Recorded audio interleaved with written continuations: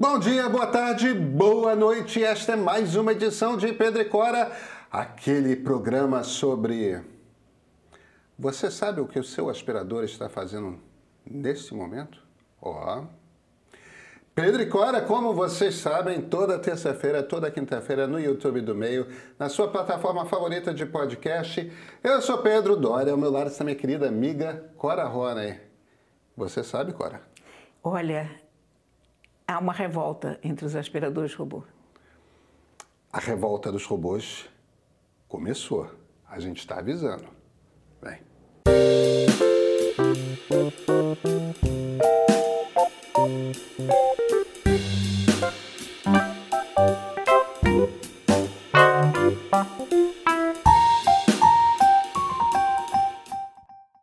Cora, tá tudo bem com o seu aspirador?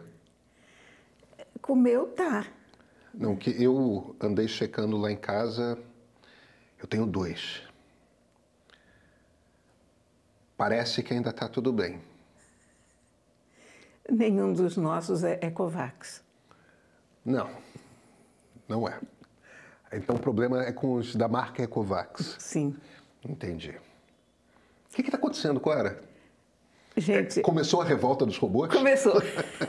Essa foi a notícia mais inusitada dessa semana. Os robôs aspiradores, um determinado modelo dessa marca Ecovacs, em diversas cidades dos Estados Unidos, começaram a xingar os proprietários. Eles têm um reconhecimento de voz, né? Porque você pode dar ordens como Alexa, aspire para cá, vire à esquerda, desliga essas coisas, e ele te responde ok. Ou qualquer coisa, você tem aquele microfonezinho, aquele alto-falante embutido.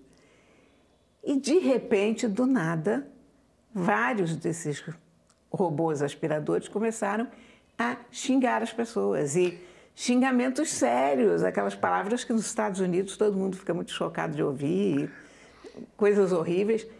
Um dos aspiradores desandou a seguir um dos cachorros, o cachorro desesperado e o robô aspirador atrás dele. Tadinho.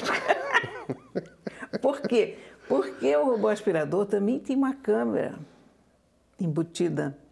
Essa câmera, aliás, tem uma razão séria de ser. Eu já enfrentei o problema de um aspirador robô sem câmera. Um dos gatos tinha feito cocô fora do pipiquete, o robô passou por cima e eu perdi um Roomba em ótimo estado de conservação. Sem falar que a minha casa é o maior acidente que pode acontecer com o Roomba na face da Terra, mas com o Roomba. Esse Ecovacs que aconteceu, agora falando sério, uma falha de segurança que permitia a qualquer hacker entrar. Então não é aquela coisa que o Harari está certo e a inteligência artificial vai assumir o mundo. Não. É uma coisa muito mais simples. É aquela coisa dos tempos antigos que havia portas que as pessoas deixavam abertas. Portas no sentido do software, né? Porque a coisa de hackear software sempre foi mais paciência do que genialidade. Isso. É só você ir lá, tentar todas as portas, os números. Você diz, hacker fenomenal, conseguiu entrar no sistema. Não, o sistema falhou. Isso. Quer dizer, basicamente, a pessoa tem muito tempo. Não são essencialmente gênios que descobrem como hackear. E esses robôs tinham um problema. Eles tinham um PIN de 4 números, 4 dígitos, mas esse PIN só era checado pelo aplicativo, ele não era checado em nenhum outro lugar, nem no próprio aspirador, nem na nuvem da empresa. Uhum. Então, qualquer pessoa entrava dentro do aspirador, movimentava o aspirador para onde queria, podia falar o que quisesse. Não sei se foi o Gizmodo, uma das revistas americanas, ela conseguiu, inclusive, domar um desses robôs e refazer essa experiência. Quer dizer, essencialmente o hacker entra dentro do aspirador e ele anda para onde quiser, olha para o que o aspirador está olhando através da câmera. Exatamente. E ainda pode falar pelo alto-falante. Você vê, quando as pessoas são muito loucas, né? Porque quando saiu o Pokémon GO, apareceu uma teoria conspiratória do Pokémon GO, que a coisa da câmera, usar a câmera do celular para fazer fotos dos Pokémons dentro, era para a gente mostrar o interior das casas, para a CIA saber onde é que a gente está, qual é a configuração da casa das pessoas. Pessoas que, evidentemente, nunca entraram no Instagram e não viram quantas fotos das casas das pessoas as próprias pessoas já faz isso voluntariamente, né? Então, não usem Pokémon GO, porque é perigosíssimo, porque isso foi feito para você... Até porque, para você pegar os Pokémons, o ideal era sair de casa, não era nem ficar dentro de casa. Então, fizeram uma gritaria danada. Agora, nesse caso dos robôs, tem um camarada que passou por esse caso, o robô disse vários desaforos para o filho dele, injúrias raciais, inclusive. Ele diz, não, podia ter sido pior. Eu não sei o que ele esperava que fosse pior. Mas depois ele disse, não, na verdade, o robô podia ter ficado nos espionando. Sem confessar que tinha um Sem confessar. E claro que tem uma pessoa por trás, que evidentemente são adolescentes, pessoas jovens, que não tinham o que fazer, não foi um incidente sério. Mas é muito curioso para a gente se dar conta que há vulnerabilidades em volta da gente por todos os cantos. Eu estou, inclusive, reconsiderando muito a questão das minhas câmeras em casa, porque eu botei 3 câmeras na minha casa para ver os meus gatos quando eu viajo. É uma decepção, porque eu achava que eles iam aprontar muito enquanto eu estou viajando, que eles iam fazer coisas engraçadíssimas, eles dormem o dia inteiro. Pô. É um desperdício uma câmera para um gato, porque ele vai sair daqui, vai lá beber água, vai para outro sofá. Eu sequer peguei um daqueles momentos deliciosos em que eles implicam um com o outro, sabe? Ah, não? Não, nada. Quer dizer que foi uma despesa inútil. E agora eu fiquei com essa ideia, olha, uma câmera dentro de casa é uma vulnerabilidade. Mas você sempre pode deixar a câmera desligada quando você estiver em casa. Se a questão for uma questão de sua privacidade, não ser vista. O que tem de ganho de ver o interior da nossa casa? Eu tenho uma câmera dessas também por causa de gato. Você já conseguiu pegar alguma cena interessante entre elas? Eu nunca vi. Pois é. Eu nunca vi. Eu nem olho. É um sonho dourado que a gente faz de botar uma câmera para acompanhar a vida secreta dos gatos. O detalhe é que a vida secreta dos gatos é muito tediosa. Você sabe, vou te contar uma história antiga. O Milor tinha um estúdio ali na Praça General Osório. Em Ipanema. Que dava para um edifício cheio de janelas. Cheio.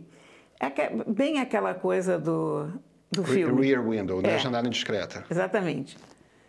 E às vezes a gente ficava lá no terraço olhando para aquela janela. Nunca aconteceu nada sequer remotamente interessante. Nenhuma moça que dançasse e terminasse assassinada? Nenhum assassinato. A única vez que nós vimos um casal assim vagamente mal intencionado, eles apagaram a luz imediatamente, então não aconteceu nada. Quer dizer, olha, o que acontecia? O que a gente via 24 horas por dia? Pessoas lendo, pessoas vendo televisão, pessoas pondo a mesa, pessoas tirando a mesa, famílias sentando para jantar, pessoas saindo da mesa do jantar. Olha, nem briga, nem nada. Cora, eu fui um adolescente em Copacabana. E toda janela de Copacabana, como é sabidamente conhecido, dá para outra janela. Sim. Ou para muitas outras janelas. Eu vi muita coisa. Você viu? Muita coisa. Olha, eu posso te garantir que ali, na Praça General Osório, na Rua Gomes Carneiro, em frente ao número 52, nada aconteceu durante muitos anos. Na Nossa Senhora de Copacabana, entre Constante Ramos e Santa Clara, muito aconteceu. Mas É um lugar, inclusive, onde moças da Divício, Vida Fácil... É um outro lugar. Vivem. Né? Porque a Gomes Carneiro era uma rua muito familiar. Então, as janelas davam para prédios muito familiares. Então, de fato, era uma coisa assim que Era um tédio. E eu penso que se alguém... Isso eu já falei até algumas vezes. Se alguém olhasse para a minha casa, ia achar que eu sou a pessoa mais tediosa da face da Terra. Porque ou eu estou no computador, ou eu estou lendo. Ah, bem. Ou eu estou mexendo com o gato. Mas não tem nada daquilo de repente, eu começar a dançar como modalista, fazer uma dança do ventre. Não. A gente sempre acha que as pessoas querem espiar a gente, mas a gente não é interessante. Eu não sou obcecado com privacidade, não. Não. Agora, eu sou obcecado com fazer com que uma casa inteligente funcione. E é difícil, né? Você é a única pessoa bem-sucedida que eu conheço. Mas eu sou parcialmente bem-sucedido. Porque a coisa que funciona na minha casa e funciona bem são as lâmpadas. E são as lâmpadas porque quase todas as minhas lâmpadas são lâmpadas Philips Hue, que é uma das mais antigas marcas, um dos mais antigos modelos de lâmpada inteligente, e as Philips Hue funcionam. O problema é o seguinte, elas duram muitíssimo, são lâmpadas espetaculares, eu sei disso porque a maioria das minhas lâmpadas tem mais de 10 anos de idade, mas eu comprei pré-dólar Dilma. E nos Estados Unidos, eu era executivo do Globo, eu viajava com alguma frequência para os Estados Unidos e fui comprando nas muitas viagens lâmpadas, e comprei lâmpadas, e comprei lâmpadas, e comprei lâmpadas. Hoje uma lâmpada dessas custa mais de R$300. É um troço para você ter todas as lâmpadas da sua casa, como eu tenho, um troço inviável. Eu fiz numa época de outro dólar e comprando lá, né, sem pagar imposto, porque eu ia trazendo aos poucos. E essas lâmpadas, elas funcionam. Elas não perdem configuração, elas simplesmente funcionam. É uma maravilha. As chinesas são um inferno na Terra. As minhas não dão certo, não. Eu já desisti da lâmpada do meu quarto, que eu achava muito prática, porque a minha luz de cabeceira é boa para ler, mas se você tem a lâmpada mesmo acesa, é melhor. E mudei o nome da rede e ela não consegue se reconfigurar. Quer dizer, eu não consigo reconfigurar ela. Tentei. Desisti, joguei a toalha, sabe? Além do que, não é só eu mudar a rede. De vez em quando ela desconfigura do nada. Essas lâmpadas chinesas são muito ruins. Então, te dá tanto trabalho reconfigurar essa droga que você diz, esquece, não quero. Não, pois é. E além do que, eu tenho algumas lâmpadas chinesas. É um inferno. Porque quando você começa a ver, você tem para cada lâmpada um aplicativo diferente. Tem 4, 5, 6, eu tenho 6 aplicativos de smart home e eu nunca sei o que é tomada, o que é lâmpada, o que é isso. Isso é muito chato, né? Porque teoricamente é um negócio que ia funcionar muito bem. Eu sou fã. Uma vez que a gente usa, a gente percebe como é legal. Eu acho o máximo chegar no meu quarto e dizer... Alexa, a gente pode falar isso agora, né? Pode, mas tem um monte de Alexa Antônia, se ligando toda, né? Antônia, acenda a luz. Antônia, ligue o ar-condicionado. Antônia, ligue a televisão. Ou põe a televisão nisso, naquilo. Isso é muito legal. E, de repente, você meio até que se vicia. Agora, a minha função, apagar a luz... está fora, até eu comprar uma nova lâmpada, sendo que eu tenho uma lâmpada perfeita lá. E não deu para resetar? Não deu. Inclusive, ela está com um péssimo hábito, porque quando você reseta a lâmpada, você tem que botar ela você tem que apertar o botão de liga, desliga 7 vezes. É uma coisa muito primitiva, né? É muito ruim. Então, você liga e desliga 7 vezes. Aí você liga, e ela fica piscando. E quando ela está piscando, ela está naquele modo de resetar. Agora, quando eu ligo, ela entra ela fica piscando. Eu tento de novo configurar, e de novo, e simplesmente não consigo comunicação. É muito ruim. Não tá... eu tenho esperança que agora que estão todos começando a usar esse protocolo comum, Matter, que a gente vai começar a ter equipamentos que funcionem em qualquer aparelho, um aplicativo só que você pode usar e conversa com tudo. Porque é uma maravilha você ter uma coisa como o aspirador de pó, o ar-condicionado, as tomadas, as lâmpadas, tudo funcionando integrado, né? Quer dizer, para a casa inteligente funcionar, isso tudo deveria se encaixar de uma forma simples e hoje as peças todas não se encaixam de uma forma simples. Isso é complicado. É muito complicado, né? Eu quero comprar um robô Ecovacs, porque eu adoraria passar por essa experiência de estar na minha casa e, de repente, um robô começar a me xingar do nada. Meu Deus, chegamos à perfeição da tecnologia. Temos livro hoje, Cora? Sim, senhor, Opa. temos. Olha aqui. Que livrão, Cora? É um livrão. Eu confesso que eu ainda não acabei de ler. Ah, Estou quase no fim. mas eu estou vendo que o marcador está lá no finzinho? O marcador está aqui no finzinho porque eu não quis atrapalhar a... Ah, tá. Eu botei um outro marcador aqui. Eu, na verdade, nos meus livros, às vezes, tem 2 ou 3 marcadores, porque tem aquele lugar que eu quero ir, voltar, etc. Olha, se chama O Retalho, de Philippe Lançon. Philippe Lançon é um dos sobreviventes do Charlie Hebdo. Ah. Naquela chacina que fizeram, Charlie Hebdo, aquele jornal satírico francês, entraram 2 terroristas islâmicos e mataram 12 pessoas na redação. Uma quantidade de caricaturistas que, para mim, eram pessoas muito familiares. Para todo mundo que conhece a língua francesa, eram pessoas muito familiares. E um choque para todos nós, né?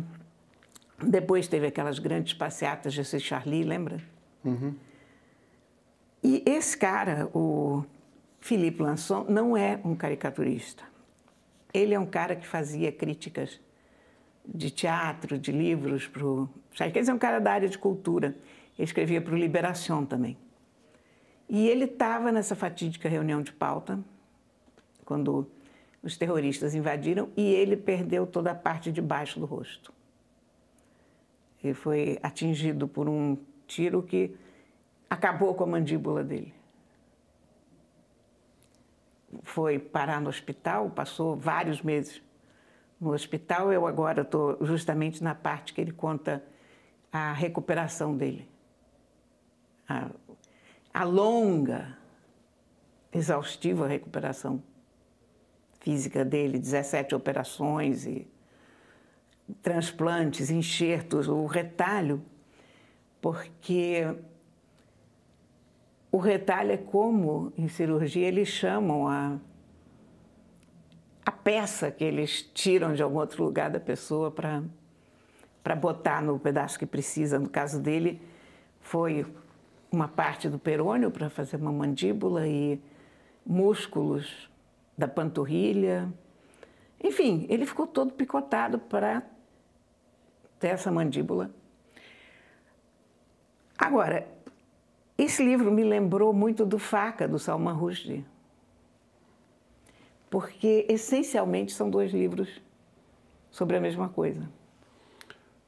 Sobre ataques ferozes dos quais as pessoas escapam por um milagre, por uma fração de segundo, por alguma coisa.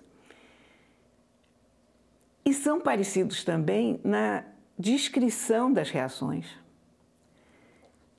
e mesmo nessa coisa da recuperação. E eu acho esse livro melhor do que Faca. Ele é um livro mais francês.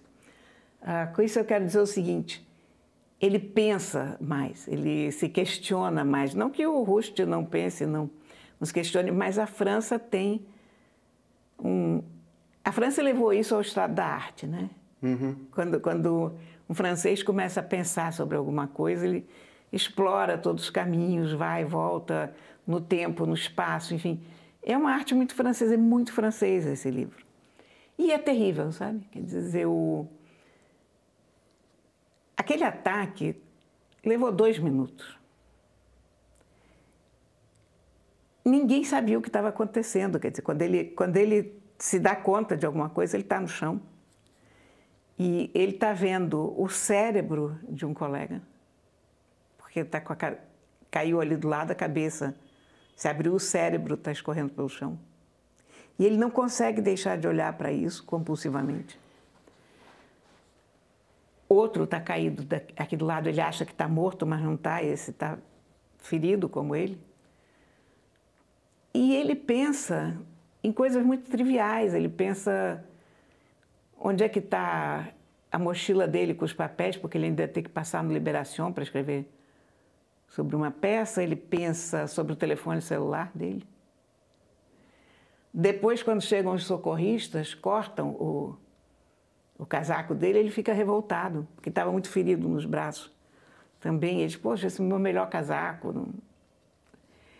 E o Rushdie também teve essa sensação. O Rushdie se preocupava com as chaves, que estavam no bolso do paletó. O paletó dele era um paletó Ralph Lauren, era o melhor paletó dele. Então, ele no meio daquele horror, sangrando, eu acho que deve ser uma defesa do... Se apegar ao cotidiano. Se apegar a miudezas do cotidiano para... Se apegar à vida. A sensação de que está tendo uma coisa atrapalhada agora, mas o resto do meu dia vai ser um dia normal. O Lançon, por exemplo, quando ele está dentro da ambulância, você imagina como esse homem estava ferido, ele não tinha queixo, ele tinha um buraco aqui. E ele consegue tirar de dentro da mochila dele o cartão de inscrição dele no INSS lá da França. E entregar para o médico que está ao lado dele, porque ele achava que sem o cartão do INSS dele, sem a identidade, ele não seria aceito no hospital, sei lá. Esse tipo de reação completamente inesperada aqui. A pessoa, porque você acha que quando você tem uma ferida dessa, nada mais importa, né?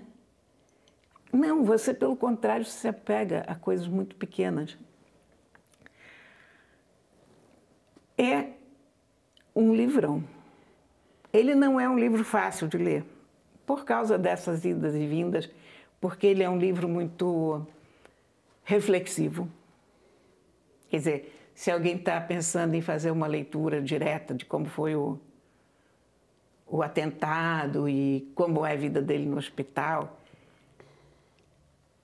vai ter que pular muitas partes, porque ele pensa sobre a vida dele, ele pensa sobre as relações dele. Ele tem uma namorada que mora em Nova York. Ele estava há 1 ou 2 semanas de ir para Princeton, onde ele ia ficar como professor convidado durante algum tempo.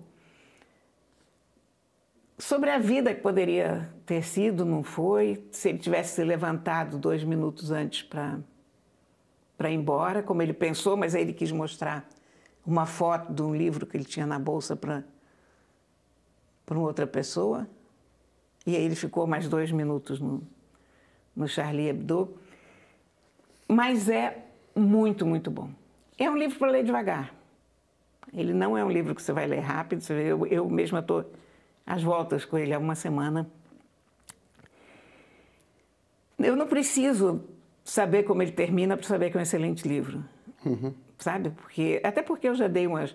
Eu gosto muito de livro de papel por causa disso, porque eu leio o fim sempre. Eu não me contenho, eu sempre quero ler o fim. Aliás, antes de começar a ler mesmo um livro, eu leio o fim porque... Você quer saber se você vai chegar num lugar interessante. Exatamente, exatamente. Eu não quero... A vida é muito curta para fins que desapontam. Então, eu vou te dizer uma coisa, acho sensacional o livro, sabe? Muito, muito bom. E a tradução está ótima. Excelente tradução, vou te dizer aqui já de quem?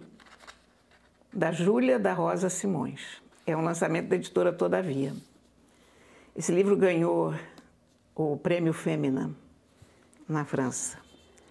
E essa semana morreu um dos sobreviventes do Charlie Hebdo, o cara que fazia a webpage, que também foi atingido, ficou tetraplégico e foi encontrado morto.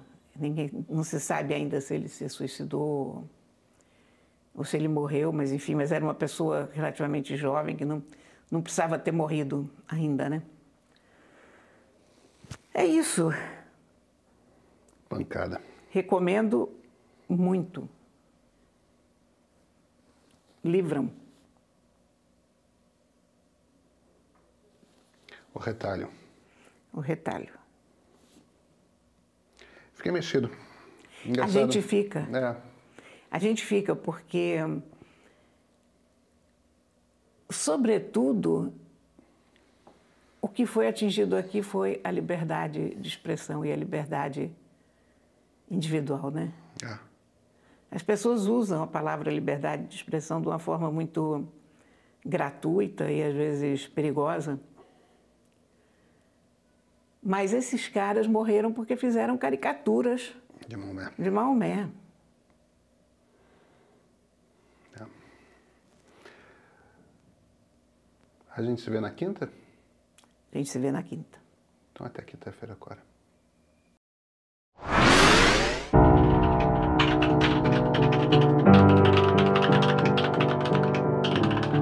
Alguma coisa obviamente mudou no mundo. A gente sente isso. Pessoas que normalmente jamais teriam chance de se eleger numa eleição séria, de repente se tornam líderes políticos importantes. Se alguém perguntasse a um americano, sei lá, uns 10 anos atrás, sobre a ideia de um sujeito como Donald Trump se tornar presidente, que tipo de reação vocês acham que a pessoa teria? Incredulidade, no mínimo. Se alguém perguntasse a um brasileiro, qualquer brasileiro, 10 anos atrás, ano da Copa, ano do 7-1, você acha que Jair Bolsonaro tem chance de um dia ser presidente? E, no entanto, ambos, com todas as suas limitações, com todas as dificuldades que têm de criar qualquer raciocínio complexo, são líderes de movimentos políticos importantes. São líderes populares de amplo carisma, capazes de arregimentar multidões. São líderes de movimentos radicais que rompem as normas, que apontam para um caminho autoritário, que interferem e transformam o sentido das palavras mais básicas de uma democracia. Liberdade passa a ser a liberdade do forte se impor sobre o fraco. Ditadura passa a ser a do Estado de leis. A política se torna o reforço do dissenso ao invés da busca por consenso. O que aconteceu? Eu sou Pedro Doria, editor do Meio.